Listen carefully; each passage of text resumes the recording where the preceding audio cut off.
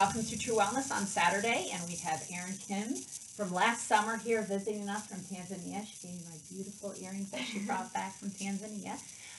So I asked Erin to come in and talk to us today because she had traveled to Africa for the summer for an internship program there. She goes to Cornell University. She's pre-med.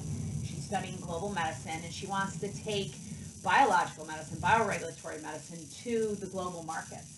And so this summer was about seeing how that would go for you. So I know a lot of your friends studied all different places, but you went to Tanzania, and the program was split into two different sections. So explain a little bit about the first section and a little bit about the second section, but most importantly, I want to get to the question I asked her in the kitchen that started this video today was, what did you learn? Like, you know, we all go and we do things because we want to learn from them. If we would not learn, we're getting ready to die, so keep learning. But what she learned was excessively profound and simple. So tell us about the first half of the program briefly, and then the second half. So the first half was health policy research, and it was in conjunction with medical school there. And so 16 Cornell students and 16 of the medical students there were, yeah, actually, were divided into different groups, and we all chose a topic, a healthcare issue topic that was relevant to the Kilimanjaro region. So my group, which consisted of 3 Cornell students and then 2 Tanzanian students, we chose tuberculosis infection control. And what was really unique... Tuberculosis infection control. You guys think I talk fast? She actually talks faster. What was really unique was that we actually went in the communities, found our own stakeholders, got our own data, and published a paper on that.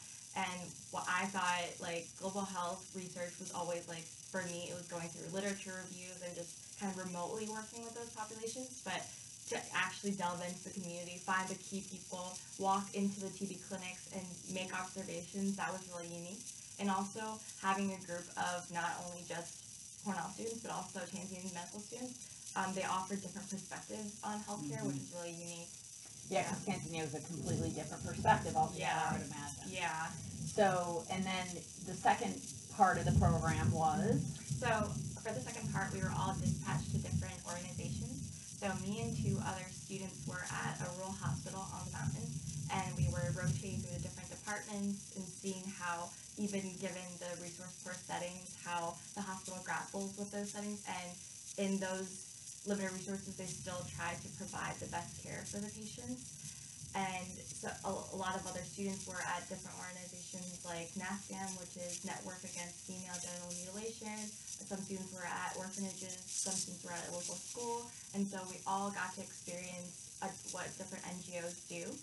Non-government organizations, NGOs. Yeah, so my experience was really unique because I got to see how culture is kind of weaved into healthcare, and see how, for example, for the Maasai tribe, like the cultural practices they have, how they impact healthcare seeking behavior, and seeing that a lot of the populations, they refuse to go to the hospital, they refuse to get surgeries because they still wanted to resort to the herbs and the traditional medicine in a way. And so it was really interesting seeing both of those perspectives. Because in this country, they'll do whatever the doctor says. They trust emphatically and won't listen to any cultural medicine. And over there, it's more only cultural, and I don't want to listen to other medicine. Somewhere in the middle is where life should be. It's not one extreme or another. It's in the middle. Yeah. Yeah. And so there were many days, I know we spoke a little bit earlier, that you didn't have electricity. Talk about the food a little bit. Yeah, so it was interesting to see that culinary arts is a luxury. The food there is more of a means to an end. So whatever fills you up, whether it's carbs, most of the times it was carbs, you're good. So usually I would eat rice and beans, cassava, which is like a kind of like a potato type thing, and then plantains, maybe a little bit of chicken if we're lucky, maybe some eggs if it's warm enough, and chickens in the community laid eggs. It was very just work with the situation. And for the second half, while I was at the hospital, we had to cook on our own, and we couldn't find a safe butcher around the area, so we just had vegetables and we just had to work with it. And I think many days you couldn't cook because you didn't have electricity. Yeah, so electricity is not fully guaranteed. We brought So you had Wi-Fi though every day, right? Wi-Fi doesn't exist, so yeah, so it was difficult. So I think the main thing that I really realized was that I went in without any expectations, not expecting Wi-Fi, not expecting self-service, not expecting what the food would be like. But when I stripped myself from expectations, I realized that whatever small thing we did get, so if we do get self-service in any way, wow, like we were so grateful for that. If we do get a dish that isn't just rice and beans, that was something out of the ordinary. And then I realized that I kept comparing America to Tanzania, and that really killed all of us. If you keep comparing like that, nothing's gonna satisfy you. And then, but when we really focused on what was really great in the country, thinking about all the great stuff in Tanzania that were really unique, such as like everyone greeting us. Yeah, and talk about so work was about 15 minutes away of the walk. Yeah. But you would leave 30 minutes early to get early because when you would walk down the street, everyone would greet you. Like, how was your night? Like, how do you feel about work? Like, oh, I love your skirt. Like, I love your earrings. Everyone would take time out of their day to do that. And honestly, as soon as I came back in JFK Airport, people just crashing like past each other, like not even paying attention to like the surrounding people not wanting to be spoken to by other people. That was just a reverse culture shock to me. And what's their motto? You had mentioned to me they speak Swahili, and you took Swahili for a year to prepare. Yeah. And what's their motto in Tanzania and Africa? So Hakuna Matata is no worries. That's Swahili. And there's another thing called pole pole, which means slowly, slowly.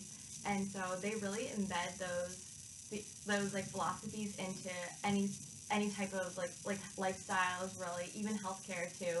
They kind of think that patience is virtue, really, and that nothing comes without just taking it slowly, taking a step back, and stripping yourself away from getting worked up by these small things in your life, and really taking a step back and enjoying what you have, enjoying those greetings. And honestly, like, I really understood it, that it was great to really experience it rather than just be told what is like important.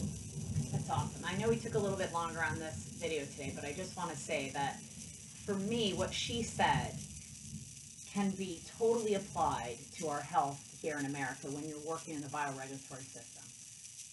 Stop comparing yourself to everybody else. You might be in a total disaster state of health, and just focus on the things that are working right. We have a tendency in America to look at what isn't working. Oh, I didn't have Wi-Fi for 5 minutes. My God, this girl was away from her whole family for 2 months and had Wi-Fi very little, had food very little, was able to survive in a culture, though, because she didn't compare herself to what her brother was eating or what somebody was eating here in America. So she was able to tolerate that. So for us, people come in and they're like, oh, I don't have Kelly's energy, or I'm not as healthy as I am, or I can't meditate as long as I am. Take a chill pill and appreciate what you do have now that you can, and then keep working towards that. And stop and smell the roses. Yeah. Say hello to people. Have conversations with people. Don't just run in and out. A lot of clients come in and they're like, I have to be to lunch. I only have 20 minutes for the visit. Then I got to get right back. Well, if you have to come in less often, then come in less often. But take more heed with your appointment and slow it all down. Hakuna Matata. Yeah. It was great to see you. Thank you so much for letting me interview you today. Thank you, everybody, and we'll see you next time at True Wellness.